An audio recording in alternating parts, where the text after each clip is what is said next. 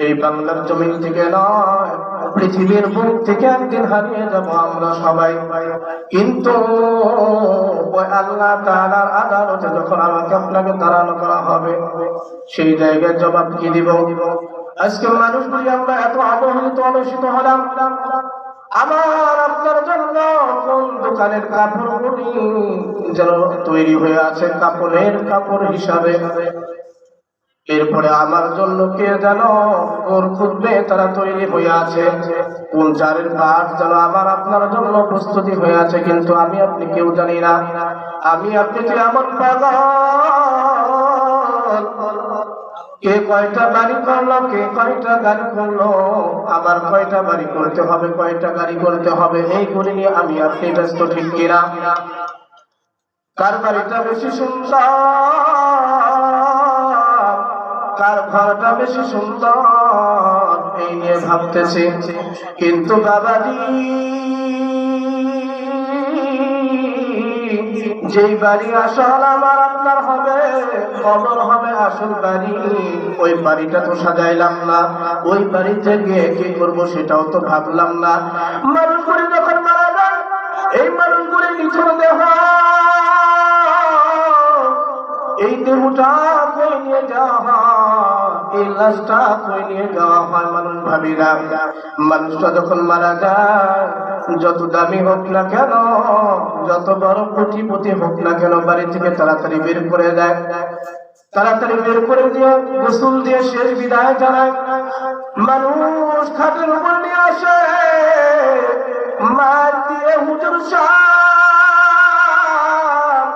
বলেন মুখের ছেলে দাও মারা গেছে, তার আর নাম বলে না, আর মানুষটাকে নাম বলে ডাক দেয় না, তার নাম হয়ে যায় লাশ। ওই মানুষটা কবরে রাখবে।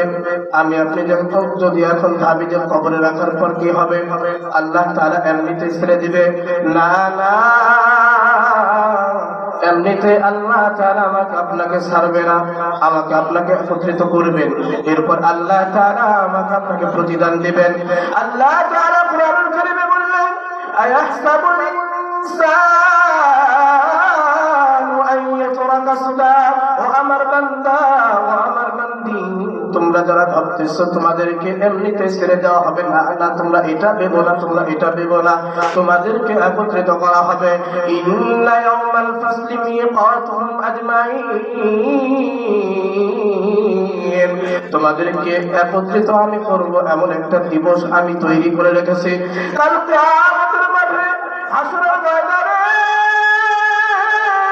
আমি তোমাদেরকে একত্রিত করব, এরপর আমি তোমাদের কাছ থেকে হিসাব নেব। তোমরা তোমাদের সময়টা কিভাবে কাটাইলা, তোমরা তোমাদের জীবনটা কিভাবে কাটাইলা। এ বাবাজি, এখনো সময় আছে। বাইরে যারা আছেন আজকের এই মাহফিলে এসে দু ফোঁটা চোখের পানি ফেলায় আল্লাহর কাছে কান্না করেন, দামি হতে পারবেন। এ বাবা, তোমরাও যারা বাড়িতে আছো মা, তোমরাও মাহফিলে এসে উপস্থিত হও। হতে পারে কারো জন্য জীবনের শেষবারের মতো এই ওয়াজ মাহফিলটা শোনা। ও বাবাজি, শুধু তাই নয়, আল্লাহ তাআলা আরো বলেন, সাতাতুল আফওয়াজা,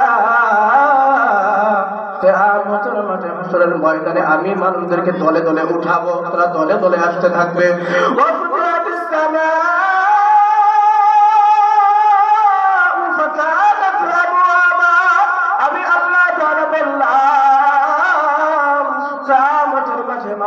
আমি আল্লাহ তাআলা আসমানের সমস্ত দরজাগুলিকে খুলে দিব, সমস্ত দরজাগুলিকে খুলে দিব। ওই দিন আল্লাহ তাআলা মুত্তাকি যারা হবে এদের জন্য জান্নাতের দরজাগুলি খুলে দিবেন।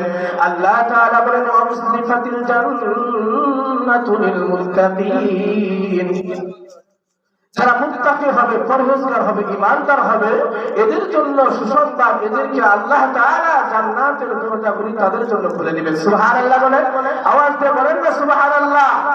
এরপর যারা হবে জাহান্নামী, ওয়াবুরিসাতিল জাহিমু লিল গাবিন, তাদের জন্য জাহান্নামের দরজাগুলি উন্মোচিত করে দেওয়া হবে, খুলে দেওয়া হবে। অপরদিকে এ বাবাজি, অপরদিকে ফেরেশতারা ডাকতে থাকবে, ঘোষণা করতে থাকবে কারা জান্নাতি হবে কারা জাহান্নামী হবে। যারা জান্নাতি হবে তাদের নাম ধরে ধরে ডাকতে থাকবে, অমুকের ছেলে অমুক আজকে সৌভাগ্যবান, তারা সফল হয়েছে, তারা জান্নাতি। আর অমুকের বোন আজকে তারা বিশাল সফল হতে পারে না, তারা তো জাহান্নামী হয়ে গেছে। ওই দিন যদি আমি আপনি সফল হতে চাই তাহলে আজকের কোরআনের মাহফিলে আসতে হবে, কোরআনের আলোচনা শুনতে হবে, হাদিসের আলোচনা শুনে আমল করতে হবে। এ বাবাজি শুনে নেন, সময় অনেক অল্প, গভীর মনোযোগ দিয়ে শুনে। আমার আপনার অনেক পরিচিত, আমি আপনি এক নামে অনেকেই চিনি। তাকে কেমন চিনি? আম্মা জানা আয়েশা সিদ্দিকা রাদিয়াল্লাহু তাআলা আনহা, তাকে চিনি কিনা? তিনারা কি বাসা আছে না মারা গেছেন? এক কথা বলেন, তিনারা কি বাসা আছে না মারা গেছেন? তাহলে তারাও তো মারা গেছেন, আমি আপনিও তো মারা যাব। এ মা, তোমরা শুনে দাও মা, তোমাদের মতো মা তো ছিল অনেক মা, অনেক মা, কথা বলে শেষ করা যাবে না। আম্মা জানা আয়েশা সিদ্দিকা রাদিয়াল্লাহু তাআলা আনহা, তিনারা মৃত্যুর ভয়ে কেমন কান্না করেছেন, মৃত্যুর পূর্ব মুহূর্তে এমন কান্না করেছেন। আব্দুল্লাহ ইবনে আব্বাস রাদিয়াল্লাহু তাআলা আনহু, তিনি ঘরে ঢুকে দেখলেন আম্মা জান আয়েশা কান্না করতে করতে তার ওড়নাটা ভিজিয়ে ফেলেছে। আলহামদুলিল্লাহ, আলহামদুলিল্লাহ। অত্র এলাকার ধর্মপ্রাণ মুসলমান ভাই ও বোনদেরকে জানানো যাইতেছে, আপনারা এখনো যারা এদিক সেদিক ঘোরাফেরা করতেছে, অতি শীঘ্রই মাহফিলের প্যান্ডেলে এসে উপস্থিত হন। আর আজকে মহিলাদের জন্য বসার জায়গা করা হয়েছে মোহাম্মদ জবেদ আলী সাহেবের বাড়িতে। এই মাহফিলের প্যান্ডেলের পূর্ব পাশের বাড়িতে মহিলাদের বসার জায়গা করা হয়েছে। এই মাহফিলে পশ্চিম পাশে মোহাম্মদ জবেদ আলীর বাড়িতে মহিলাদের বসার জন্য সুব্যবস্থা করা হয়েছে। আম্মা জান আয়েশা সিদ্দিকা রাদিয়াল্লাহু তাআলা আনহা মৃত্যুর পূর্ব মুহূর্তে এমন কান্না করেন, এখান থেকে সুন্দর একটা নসিহত শুনে নেবেন। এই পরিমাণ কান্না করেন আব্দুল্লাহ ইবনে আব্বাস রাদিয়াল্লাহু তাআলা আনহু, তিনি দেখলেন এই পরিমাণ কান্না করেছেন, ওড়নাটা ভিজিয়ে ফেলেছে, মোটা কাপড়ের ওড়না ছিল। এরপর আম্মা জানকে ডেকে বলতেছে, আপনি কেন এত কান্না করেন? আপনি কেন এত কান্না করেন? আপনি তো নবীদের স্ত্রী, শুধু নবী নয়, তিনি তো সমস্ত নবীদের নবী, নবী মুহাম্মদ সাল্লাল্লাহু আলাইহি ওয়াসাল্লামের প্রিয়তমা স্ত্রী। আপনি কেন কান্না করেন? আপনার বুকে তো রাসূলের মাথা ছিল, আপনি এত ভাগ্যবান, এরপরে কেন কান্না করেন? আয়েশা থেকে বলতেছে, আমাকে ওই কথা বলি বলে তোমরা আমাকে ধোঁকা দিও না। আজকে যদি আমি রাসূলের স্ত্রী না হতাম তাহলে আমার আপনার কি উপায় হতো? আয়েশা রাদিয়াল্লাহু তাআলা আনহা বলতেছেন যে আজকে যদি রাসূলের স্ত্রী না হতাম তাহলে কি উপায় হতো? তিনারা নবীর স্ত্রী হওয়া সত্ত্বেও তারা জান্নাতি জানে, এরপরেও তারা এত পরিমাণ কান্না করেছেন। কিন্তু আমরা পুরুষরা তো কান্নাও করি না, মা বোনেরা আছে এরাও আমরা কান্না করি না। কিন্তু আমার আপনার চোখের জলের এত পাওয়ার, আমার আপনার চোখের এক ফোঁটা জলের এত পাওয়ার হবে, এই পাওয়ার কেমন জানেননি? আমাকে আপনাকে এত ক্ষমতা কেন দেওয়া হলো? এই চোখের জলের অনেক একটা পাওয়ার আছে, শুনবেননি? পাওয়ারটা আল্লাহ জমিনকে যখন বানাইলেন, জমিন বানানোর পর এই জমিনটাকে পাহাড় দ্বারা আল্লাহ তাআলা শক্ত করে দিলেন, নড়ে না, চড়ে না। ফেরেশতারা আশ্চর্য হয়ে গেল, আল্লাহকে বলতেছে, আল্লাহ গো, আপনি এত শক্তিশালী পাহাড় বানাইছেন, এর চেয়েও শক্তিশালী আছে কিনা? কয় আছে, আছে। কয় কি আছে? কয় লোহা। কয় কেন? লোহা দ্বারা তো পাহাড়টাকে কেটে টুকরো টুকরো করা যাবে। এরপরে সবাই অনেক গল্প বুঝায় দেয়। একের পর এক যখন ফেরেশতারা জিজ্ঞাসা করে লোহার চেয়েও শক্তিশালী আছে, আছে। সেটা কি? কয় আগুন। এর চেয়েও শক্তিশালী আছে? কয় হ্যাঁ আছে। পানি। কয় এর চেয়েও শক্তিশালী আছে? কয় আছে, এর চেয়েও শক্তিশালী আছে। তারা হলো আদম সন্তান। সুবহানাল্লাহ বলেন। এর চলো শক্তিশালী আদম সন্তান কয় কেন? কয় তারা যদি ডান হাত দিয়ে দান করে তাদের বাম হাত জানে না কি দান করলো। কিন্তু আজকে অনেক মানুষ আছে ও কথা বললে গায়ে লাগবে, আমি বলবো না। তাহলে কেন এত শক্তিশালী হলো? কয় ডান হাত দিয়ে দান করে বাম হাত জানে না। শুধু তাই না, চোখের পানির এত পাওয়ার। নবী মুহাম্মদ সাল্লাল্লাহু আলাইহি ওয়াসাল্লাম বলতেছেন, আমি আমার এক উম্মতকে দেখলাম জাহান্নামে প্রবেশ করতেছে, জাহান্নামে প্রবেশ করেছে। হঠাৎ করে এক ফোঁটা জল এসে তাকে জাহান্নাম থেকে বের করে দিল। এরপরে কি হলো জানেননি? এই জল ফোঁটাটা কিসের? নবী বলেন, এই আমার উম্মতটা আল্লাহর ভয়ে কান্না করে চোখে এক ফোঁটা পানি ফেলাইছিল। এই পানিটা আল্লাহ তাআলা হিফাজত করে রেখেছিল, আর এই পানি দ্বারা আজকে বান্দার জাহান্নামটা নিভিয়ে দেওয়া হলো। সুবহানাল্লাহ বলেন। তাহলে কান্না দরকার আছে কিনা? আজকে আমার চোখ দিয়ে পানি বের হয় না, আপনাদের চোখ দিয়ে পানি বের হয় না, মহিলা মা বোনদের চোখ দিয়েও পানি বের হয় না। কিন্তু নবী যারা ছিল বাবা, সময় অল্প শোনায় দেয়, এই নবীরা কেমন ছিল জানেননি? নবীরা অনেক কেঁদেছেন, অনেক কেঁদেছে। ইমাম রাজি রাহমাতুল্লাহি আলাইহি তাফসীরে কাবীরে বর্ণনা করেন, কি বলেন জানেননি? সারা পৃথিবীর মানুষগুলি যদি কান্না করে, কান্না করার পরে যদি একত্রিত করা হয় দাউদ আলাইহিস সালামের কান্না, এই দাউদ আলাইহিস সালামের কান্নাটাই বেশি হবে। এ বাবাজি, কোন দিকে নজর নেই, আমার দিকটা কান শুনে নেন।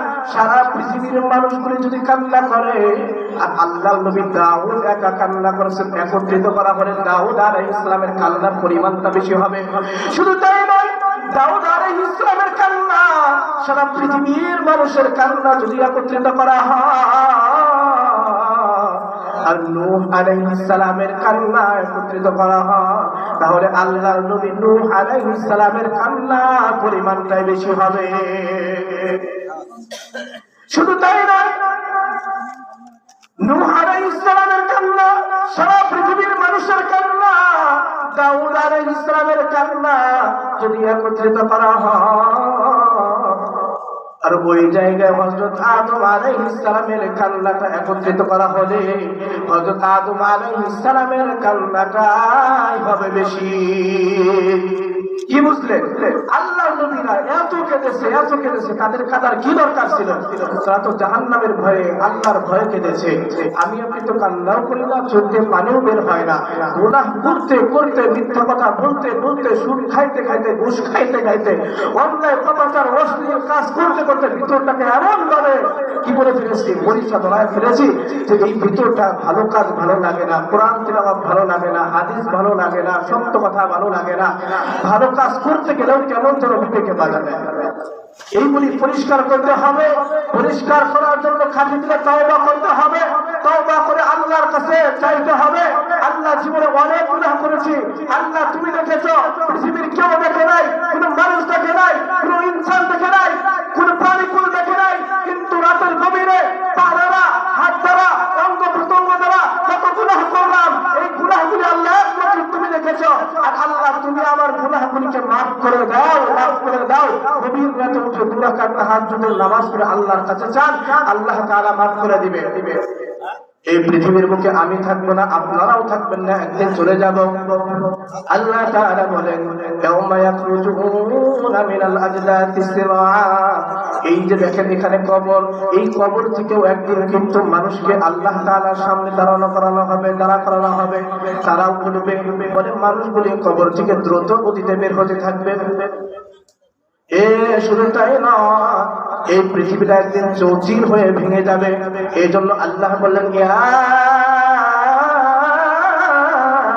আইয়ুহান নাসু তাকু রাব্বাকুম ইন্না যালযালাতাস সাআতি শাইউন আযীম। হে আমার ঈমানদার বান্দা এবং বান্দীরা, তোমরা ওই দিনকে ভয় করো এবং আমি আল্লাহ তাআলাকে ভয় করো। যেই দিন ভূমিকম্প হবে, যেই দিনটা হবে অনেক ভয়ঙ্কর, অনেক ভয়ঙ্কর হবে, ওই দিনকে তোমরা ভয় করো। আল্লাহ এটা বললেন। তাহলে শুনে নেন বাবাজি, আল্লাহ তাআলাকে ভয় করতে হবে, আল্লাহর কাছে তওবা করতে হবে। এজন্য আল্লাহ তাআলা তো বলেও দিয়েছেন তোমরা কিভাবে তওবা করবা জানো? তোমরা কিভাবে তওবা করবা? ইয়া আইয়ুহাল্লাযীনা আমানু তুবু ইলাল্লাহি তাওবাতান নাসুহা আসা রাব্বুকুম আন ইউকাফিরা আনকুম সাইয়্যাতিকুম ওয়া ইউদখিলাকুম জান্নাতিন তাজরি মিন তাহতিহাল আনহার। নবী গো, আমি আল্লাহ তাআলা বলে দিলাম ঈমানদার নর-নারীদেরকে যারা ঈমান এনেছে তারা এমন ভাবে আমি আল্লাহ তাআলার কাছে তওবা করো, তাওবাতান নাসুহা, আন্তরিকতার সাথে তওবা করো। এখন যদি আমি তওবা করলাম, আল্লাহ গুনাহ করেছি আর গুনাহ করব না, আল্লাহ তুমি মাফ করে দাও, হবে কি না? হবে না। বরং আন্তরিকতার সাথে মহব্বত নিয়ে, ভালোবাসা নিয়ে, দিলে তামান্না নিয়ে, যেমন মানুষ একজনকে একজন যদি ভালোবাসে, কি মহব্বত নিয়ে না ভালোবাসে, যদি তার থেকে দূরে চলে যায় কি কষ্ট লাগে। ঠিক মহব্বত নিয়ে আল্লাহ তাআলার কাছে আন্তরিকতার সাথে তওবা করতে হবে। আল্লাহ, যে গুনাহ করেছি এই গুনাহ আর করব না, আল্লাহ যে গুনাহ করেছি এই গুনাহের উপর লজ্জিত হলাম আল্লাহ, এবং গুনাহ আর জীবনে করব না, এই বলে আমি আপনার কাছে প্রতিজ্ঞা করলাম। এই তিনটা কথা, এরপরে যদি আপনি বান্দার কোনো হক নষ্ট করে থাকেন, বান্দার কাছ থেকে কোনো কিছু না বলে নিয়ে থাকেন, এক কথায় বান্দার হক যেটা আছে সেটা আপনি তার কাছ থেকে আগে আদায় করে নেন, এরপর তার থেকে মাপ চেয়ে নেন, এরপরে কি করেন?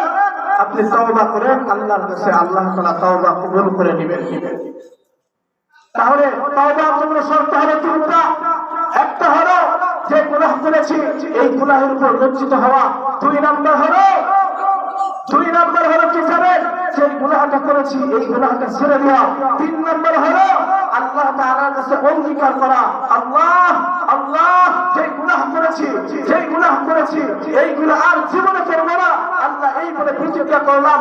চার নাম্বারটা হলো যদি আমার আপনার কাছে কোনো ব্যক্তি কোনো কিছু পাওনা থাকে, আমি আপনি যদি পাওনাদার হয়েও থাকি, তার থেকে আপনি মাপ চেয়ে নেন, তার ঋণটাকে আদায় করে নেন, এরপর আপনি তওবা করেন, আল্লাহ তাআলা কবুল করবেন।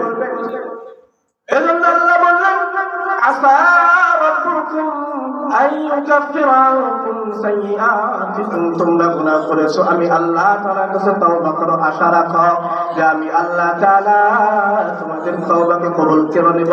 ওয়া ইদখিলাকুম, তোমাদেরকে আমি প্রবেশ করায় দেব জান্নাতিন তাজরি মিন তাহতিহাল আনহার, এমন জান্নাতে তোমাদেরকে প্রবেশ করায় দেব যে জান্নাতের তলদেশে রয়েছে নদী।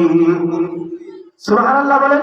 সেটা অনেক ধরনের নদী হবে, সেটা এই যে এমন পানির নদী নয়, সেটা বলে শেষ করা যাবে না। এখন শুনে নেন, এই জন্য নিরাশ হয়ে যাবে না। এখন অনেকে আছে যে গুনাহ করেছে আল্লাহ যদি মাফ না করে, ভাই কি গুনাহ করেছে আল্লাহ কি মাফ করবে না? নিরাশ হওয়া যাবে না। আল্লাহ তো এটাও বলে দিলেন, قل يا عبادي الذين أسرفوا على أنفسهم لا تقنطوا من رحمة الله إن الله يغفر الذنوب جميعا إنه هو الغفور الرحيم।